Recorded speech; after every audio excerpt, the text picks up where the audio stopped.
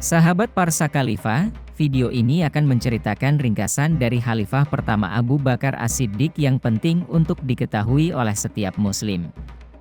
Beliau sudah sejak remaja bersahabat dengan Rasulullah. Ia juga menjadi orang pertama yang mengakui dan membenarkan sahabatnya itu adalah Rasul utusan Allah. Banyak pengorbanan yang ia lakukan dalam perjuangan dakwah bersama Rasulullah Shallallahu Alaihi Wasallam. Semuanya tertulis jelas dalam riwayat hadis dan firman Allah Subhanahu wa Ta'ala di dalam Al-Quran. Simak video ini sampai habis sehingga kita bisa meneladani, mendapatkan hikmah dan pelajaran berharga dari orang kedua terbaik setelah Rasulullah ini. Semoga sholawat dan salam selalu tercurah kepada Nabi Muhammad Shallallahu Alaihi Wasallam, para keluarga dan para sahabatnya yang mulia.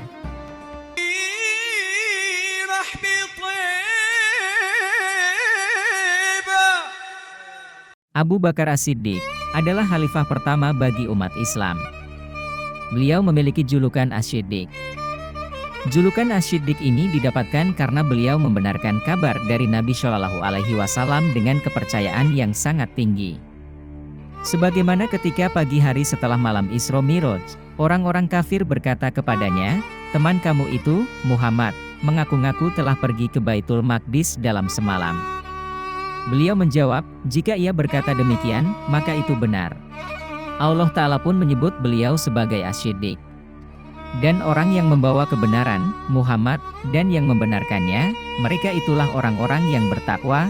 Quran Surah Az-Zumar ayat 33.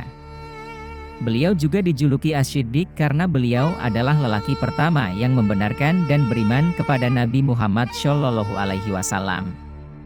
Rasulullah telah menamai beliau dengan As-Siddiq sebagaimana diriwayatkan dalam Sahih Bukhari. Dari Anas bin Malik radhiyallahu anhu bahwa Nabi Rasulullah Shallallahu Alaihi Wasallam menaiki Gunung Uhud bersama Abu Bakar, Umar dan Utsman. Gunung Uhud pun berguncang. Nabi lalu bersabda, "Diamlah Uhud, di atasmu ada Nabi, As-Siddiq, yaitu Abu Bakar, dan dua orang syuhada, Umar dan Utsman." Dalam suatu hadis yang diriwayatkan Imam Muslim, sahabat Amr bin As pernah bertanya kepada Nabi Muhammad Shallallahu Alaihi Wasallam mengenai siapakah yang paling beliau cintai. Rasulullah menjawab, "Aisyah." Lalu, Amr bin As bertanya lagi, "Lalu siapakah dari golongan laki-laki?" Beliau menjawab, "Ayahnya Aisyah, Abu Bakar." Berkat riwayat tersebut, Abu Bakar As-Siddiq memperoleh julukan sebagai kekasih Rasulullah Shallallahu Alaihi Wasallam. Dalam hadis lain Rasulullah Shallallahu Alaihi Wasallam bersabda, "Sesungguhnya orang yang paling berjasa kepadaku dengan ikatan persahabatan dan dukungan hartanya adalah Abu Bakar. Seandainya aku boleh mengangkat seorang khalil, kekasih terdekat, selain Rabbku niscaya akan aku jadikan Abu Bakar sebagai khalilku. Namun, cukuplah antara aku dengan Abu Bakar, ikatan persaudaraan dan saling mencintai karena Islam. Dan tidak boleh ada satupun pintu yang tersisa di dinding masjid ini kecuali pintu Abu Bakar." Hadits ini diriwayatkan oleh Imam Muslim dalam Syahihnya, di kitab Fadail Asy-Syahabah.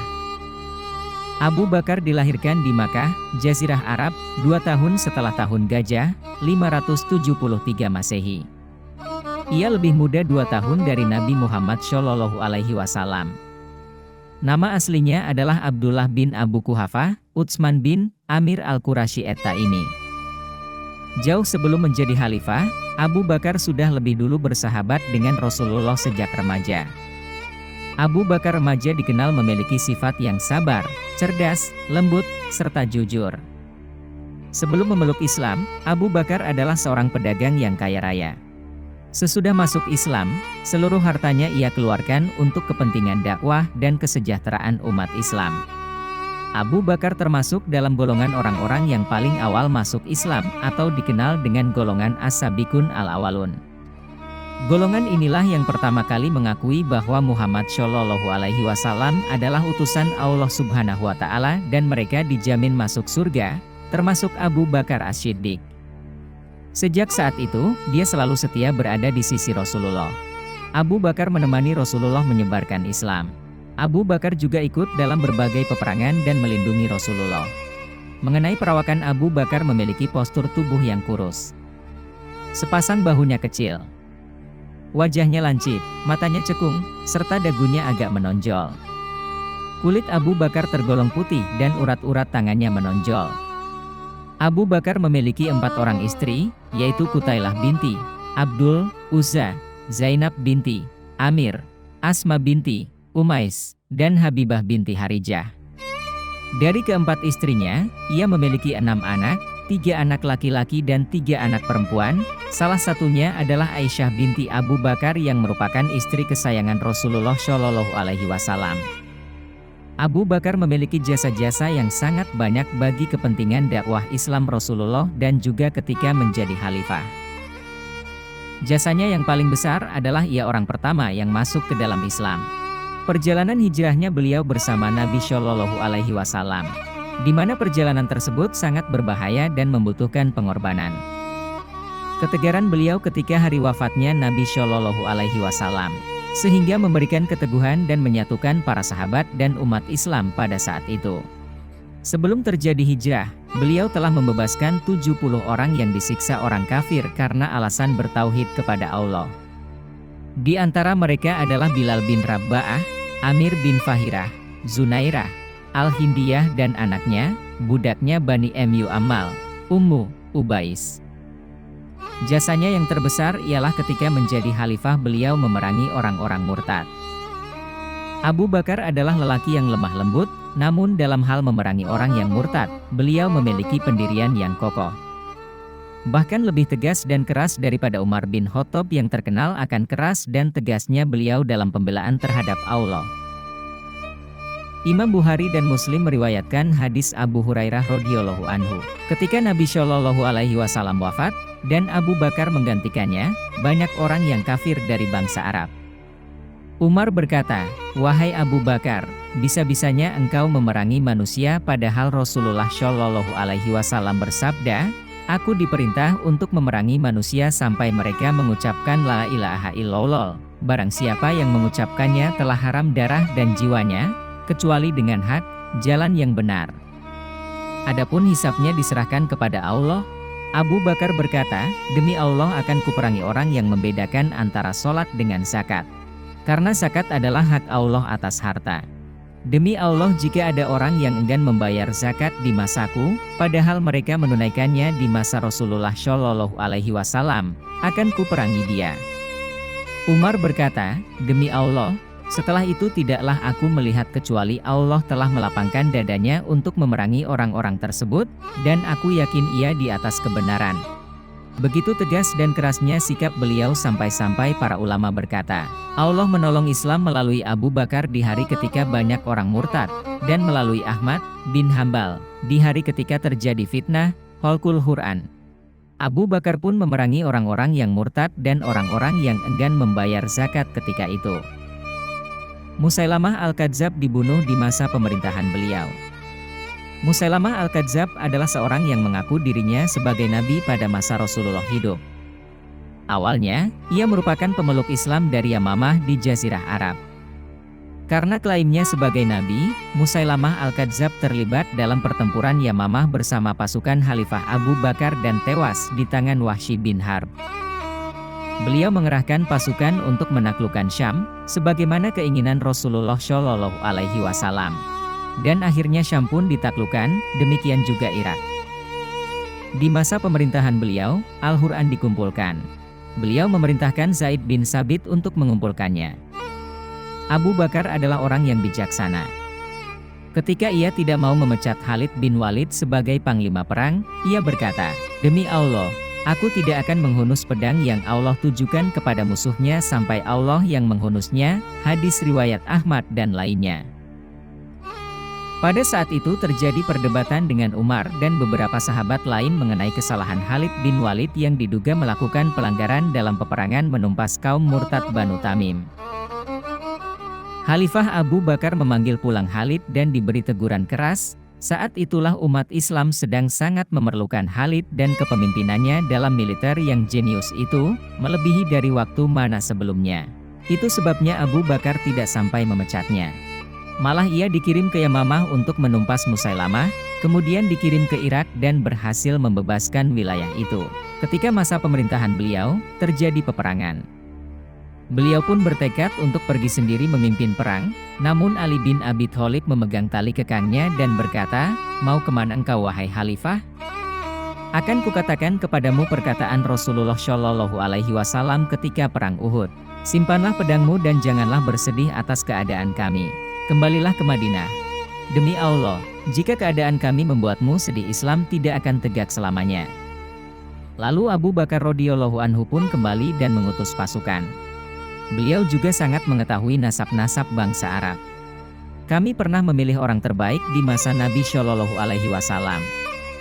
Kami pun memilih Abu Bakar, setelah itu Umar bin Khattab, lalu Utsman bin Affan radhiyallahu anhu." Hadis riwayat Bukhari.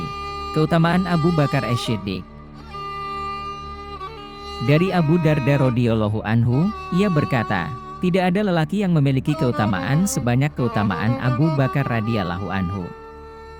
1. Abu Bakar As-Siddiq adalah manusia terbaik setelah Nabi Muhammad Shallallahu Alaihi Wasallam dari golongan umat beliau.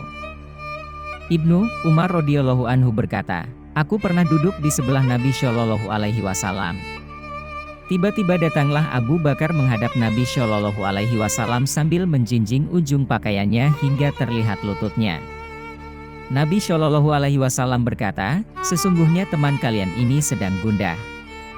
Lalu Abu Bakar berkata, 'Wahai Rasulullah, antara aku dan Ibnul Khattab terjadi perselisihan, aku pun segera mendatanginya untuk meminta maaf, kumohon padanya agar memaafkan aku namun dia enggan memaafkanku, karena itu aku datang menghadapmu sekarang.'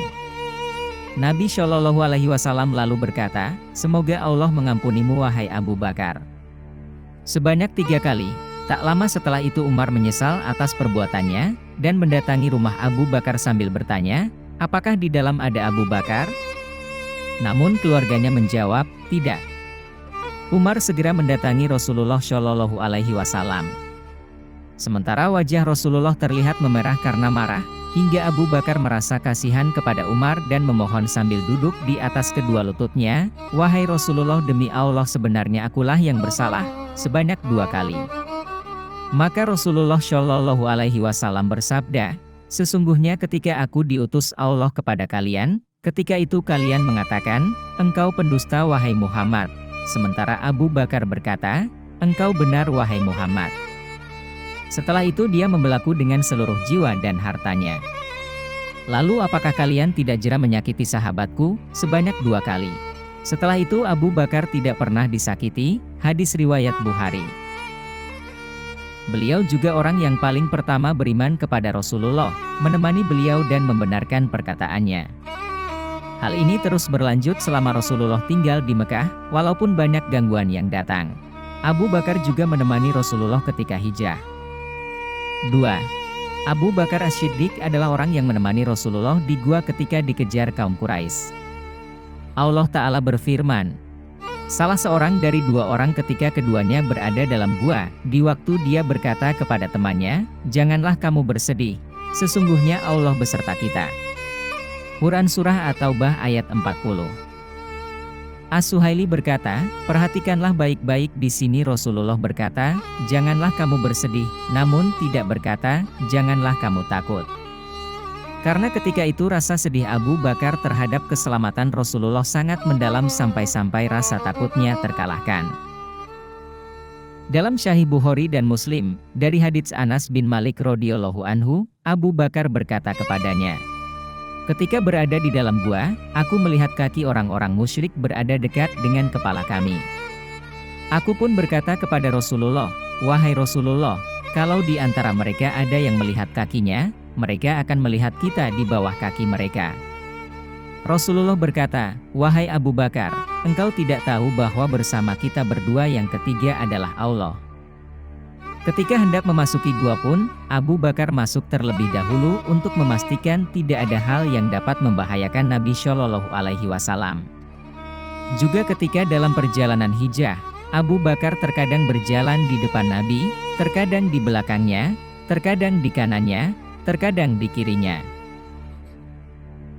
Oleh karena itu ketika masa pemerintahan Umar bin Khattab radhiyallahu anhu ada sebagian orang yang menganggap Umar lebih utama dari Abu Bakar, maka Umar radhiyallahu anhu pun berkata, "Demi Allah, satu malamnya Abu Bakar lebih baik dari satu malamnya keluarga Umar. Satu harinya Abu Bakar masih lebih baik dari seharinya keluarga Umar."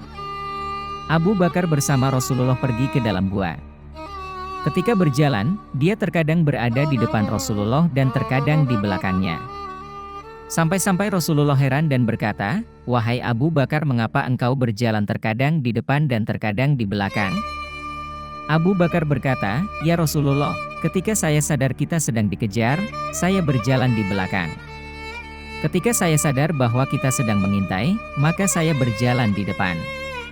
Rasulullah lalu berkata, "Wahai Abu Bakar, kalau ada sesuatu yang aku suka engkau saja yang melakukannya tanpa aku?"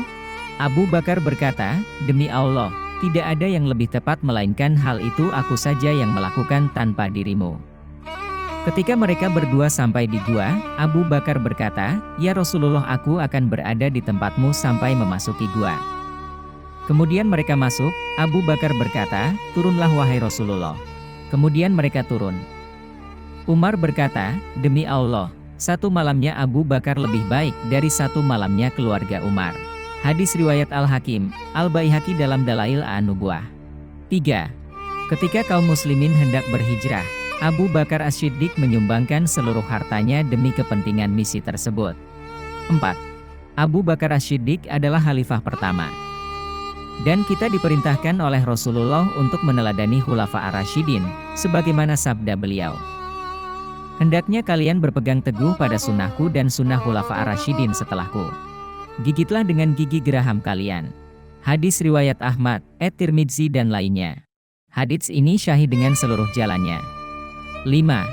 Abu Bakar As-Siddiq dipilih sebagai khalifah berdasarkan nas. Ketika Nabi Shallallahu Alaihi Wasallam sakit keras, beliau memerintahkan Abu Bakar untuk menjadi imam sholat berjamaah. Dalam riwayat dari Aisyah radhiyallahu anha, ia berkata, ketika Nabi Shallallahu Alaihi Wasallam sakit menjelang wafat, Bilal datang meminta izin untuk memulai sholat.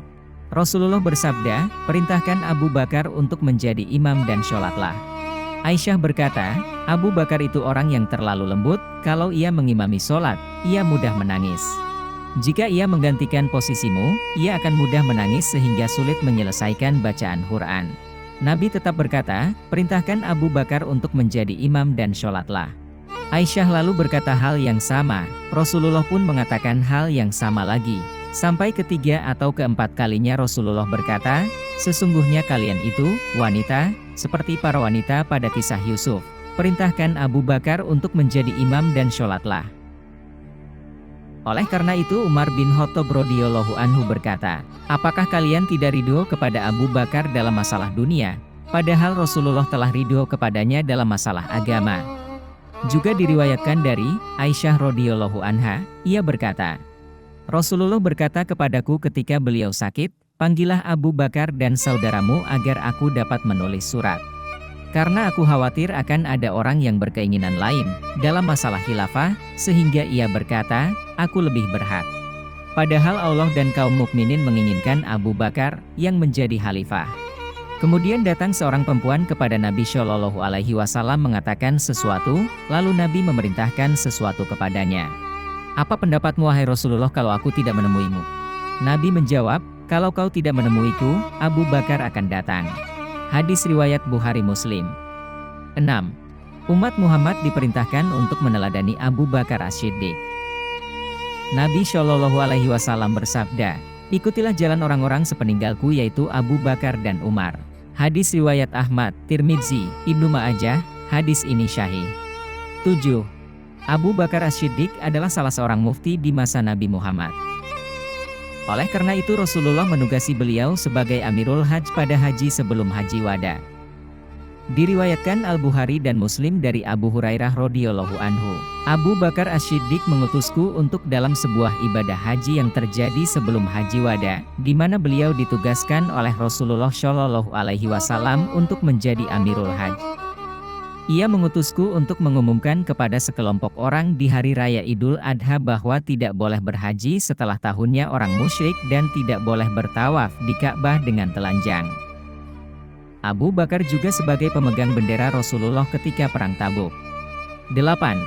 Abu Bakar As-Siddiq menginfakkan seluruh hartanya ketika Rasulullah Shallallahu Alaihi Wasallam menganjurkan sedekah.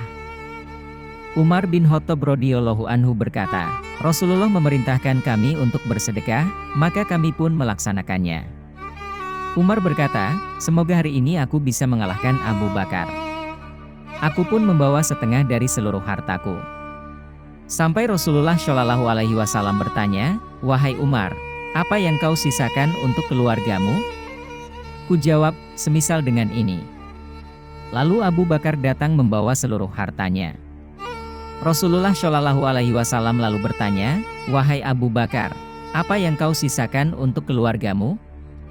Abu Bakar menjawab, ku tinggalkan bagi mereka, Allah dan Rasul-Nya. Umar berkata, demi Allah, aku tidak akan bisa mengalahkan Abu Bakar selamanya. Hadis riwayat Tirmidzi. 9. Abu Bakar As-Siddiq adalah orang yang paling dicintai Nabi Muhammad Shallallahu Alaihi Wasallam. Amr bin Al-As radhiyallahu anhu bertanya kepada Rasulullah, siapa orang yang kau cintai? Rasulullah menjawab, Aisyah. Aku bertanya lagi, kalau laki-laki? Beliau menjawab, ayahnya Aisyah, yaitu Abu Bakar. Hadis riwayat Muslim. 10. Abu Bakar As-Siddiq adalah khalil bagi Nabi Muhammad Shallallahu Alaihi Wasallam. Imam Al-Bukhari dan Muslim meriwayatkan hadits dari Abu Sa'idi Al-Khudri radhiyallahu anhu, ia berkata, Rasulullah berkhutbah kepada manusia, beliau berkata, sesungguhnya Allah Ta'ala memilih hamba di antara dunia dan apa yang ada di dalamnya. Namun hamba tersebut hanya dapat memilih apa yang Allah tentukan. Lalu Abu Bakar menangis. Kami pun heran dengan tangisan beliau itu, hanya karena Rasulullah mengabarkan tentang hamba pilihan. Padahal Rasulullah Shallallahu Alaihi Wasallam lah orangnya, dan Abu Bakar lebih paham dari kami. Lalu Rasulullah bersabda, sesungguhnya orang yang sangat besar jasanya padaku dalam kedekatan dan kerelaan mengeluarkan harta, ialah Abu Bakar. Andai saja aku diperbolehkan mengangkat seorang kekasihku selain Rabbku, pastilah aku akan memilih Abu Bakar. Namun cukuplah persaudaraan se-Islam dan kecintaan karenanya. Maka jangan ditinggalkan pintu kecil di masjid selain pintu Abu Bakar saja. 11. Allah Ta'ala mensucikan Abu Bakar As-Siddiq. Allah Ta'ala berfirman, dan kelak akan dijauhkan orang yang paling takwa dari neraka itu, yang menafkahkan hartanya di jalan Allah untuk membersihkannya, padahal tidak ada seorang pun memberikan suatu nikmat kepadanya yang harus dibalasnya, tetapi dia memberikan itu semata-mata karena mencari keridhaan Tuhannya yang maha tinggi. Dan kelak dia benar-benar mendapat kepuasan. Quran Surah Al-Lail ayat 17-21. Ayat ini turun berkenaan dengan Abu Bakar As-Siddiq. Selain itu beliau juga termasuk as-sabiqun al-awwalun, dan Allah Ta'ala berfirman, orang-orang yang terdahulu lagi yang pertama-tama masuk Islam, di antara orang-orang muhajirin dan ansor dan orang-orang yang mengikuti mereka dengan baik, Allah ridho kepada mereka dan mereka pun ridho kepada Allah, dan Allah menyediakan bagi mereka surga-surga yang mengalir sungai-sungai di dalamnya, mereka kekal di dalamnya selama-lamanya. Itulah kemenangan yang besar. Quran Surah At-Taubah ayat 100. 12. Nabi Shallallahu Alaihi Wasallam memberi tazkiyah kepada Abu Bakar. Ketika Abu Bakar bertanya kepada Rasulullah, barang siapa yang membiarkan kainnya terjulur karena sombong, tidak akan dilihat oleh Allah pada hari kiamat. Abu Bakar berkata, sesungguhnya salah satu sisi sarungku melorot kecuali jika aku ikat dengan baik. Rasulullah lalu berkata, engkau tidak melakukannya karena sombong. Hadis riwayat Bukhari dalam Fadhail Abu Bakar radhiyallahu anhu. 13. Abu Bakar As-Siddiq didoakan oleh Nabi untuk memasuki semua pintu surga. Orang memberikan menyumbangkan dua harta di jalan Allah, maka ia akan dipanggil oleh salah satu dari pintu surga, wahai hamba Allah, kemarilah untuk menuju kenikmatan. Jika ia berasal dari golongan orang-orang yang suka mendirikan sholat, ia akan dipanggil dari pintu sholat. Yang berasal dari kalangan mujahid, maka akan dipanggil dari pintu jihad. Jika ia berasal dari golongan yang gemar bersedekah, akan dipanggil dari pintu sedekah. Hadis riwayat Al-Bukhari Muslim. 14. Abu Bakar As-Siddiq melakukan banyak perbuatan agung dalam sehari. Imam Muslim meriwayatkan hadis dari Abu Hurairah, bahwa Nabi Shallallahu Alaihi Wasallam bersabda, siapa yang hari ini berpuasa? Abu Bakar menjawab, "Saya." "Siapa yang hari ini ikut mengantar jenazah?" Abu Bakar menjawab, "Saya."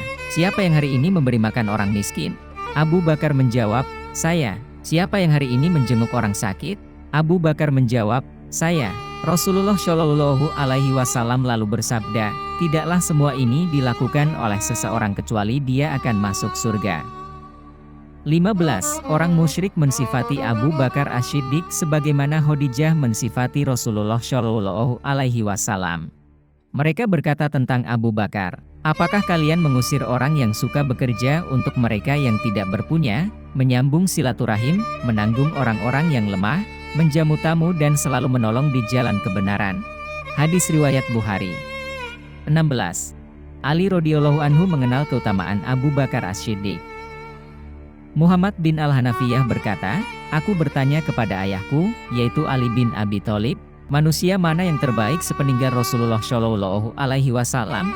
Ali menjawab, "Abu Bakar." Aku berkata, "Kemudian siapa lagi?" Ali berkata, "Lalu Umar." Aku lalu khawatir yang selanjutnya adalah Utsman, maka aku berkata, "Selanjutnya engkau." Ali berkata, "Aku ini hanyalah orang muslim biasa." Hadis riwayat Bukhari. 17. Sikap zuhud. Abu Bakar As-Siddiq radhiyallahu anhu meninggal tanpa meninggalkan sepeser pun dirham atau dinar. Diriwayatkan dari Al-Hasan bin Ali radhiyallahu anhu. Ketika Al-Hasan sedang bersama Abu Bakar radhiyallahu anhu, Abu Bakar berkata, "Wahai Aisyah, tolong perhatikan unta perahan yang biasa kita ambil susunya, dan mangkuk besar yang sering kita pakai untuk tempat penerangan, dan kain beludru yang biasa kita pakai. Sesungguhnya kita mengambil manfaat dari itu semua saat aku mengurusi urusan kaum muslimin. Jika aku mati, kembalikanlah semuanya kepada Umar." Maka ketika Abu Bakar wafat, Aisyah mengirim semua itu kepada Umar radhiyallahu anhu. Umar pun berkata, "Semoga Allah meridhoimu wahai Abu Bakar, sungguh lelah orang yang datang setelahmu." 18. Sikap waro. Abu Bakar As-Siddiq radhiyallahu anhu adalah orang yang waro dan zuhud terhadap dunia sampai-sampai ketika ia menjadi khalifah, ia pun tetap pergi bekerja mencari nafkah. Umar bin Khattab pun radhiyallahu anhu melarangnya dan menganjurkan ia untuk mengambil upah dari Baitul Ma'al, menimbang betapa beratnya tugas seorang khalifah. Dikisahkan pula dari Aisyah radhiyallahu anha, ia berkata, Abu Bakar As-Siddiq memiliki budak laki-laki yang senantiasa mengeluarkan kharaj, setoran untuk majikan, padanya. Abu Bakar biasa makan dari kharaj itu. Pada suatu hari ia datang dengan sesuatu, yang akhirnya Abu Bakar makan darinya. Tiba-tiba sang budak berkata, "Apakah Anda tahu dari mana makanan ini?" Abu Bakar bertanya, "Dari mana?" Ia menjawab, "Dulu pada masa jahiliyah aku pernah menjadi dukun yang menyembuhkan orang. Padahal bukannya aku pandai berdukun, namun aku hanya menipunya. Lalu si pasien itu menemuiku dan memberi imbalan buatku. Nah, yang Anda makan saat ini adalah hasil dari upah itu." Akhirnya Abu Bakar memasukkan tangannya ke dalam mulutnya hingga keluarlah semua yang ia makan. Hadis riwayat Bukhari. Demikianlah sikap suri tauladan Abu Bakar As-Siddiq radhiyallahu anhu yang diakui oleh Rasulullah dalam perkataan-perkataannya. Kalau kita mencintai Rasulullah Shallallahu Alaihi Wasallam, maka konsekuensinya kita pun mencintai orang yang beliau cintai. Dan di antara orang yang beliau cintai, bahkan yang paling beliau cintai adalah Abu Bakar radhiyallahu anhu. Kecintaan yang berlandaskan Islam dan persaudaraan seagama. Beliau, Abu Bakar As-Siddiq radhiyallahu anhu wafat pada hari Senin di bulan Jumadil awal tahun 13 Hijriah atau 634 Masehi. Sekitar 2 tahun 2 bulan memimpin umat Islam sebagai khalifah. Beliau wafat karena sakit yang ia derita pada usia 63 tahun. Ia dikuburkan di samping makam Rasulullah Shallallahu Alaihi Wasallam. Semoga Allah meridhoinya dan mengumpulkan kita bersamanya di surga kelak. Sobat Parsa Khalifah, untuk menonton kisah-kisah menarik lainnya, silahkan lihat channel kami. Subscribe, like, and share bila kalian suka dengan video-video kami. Terima kasih. Jazakallah khairon kasiron.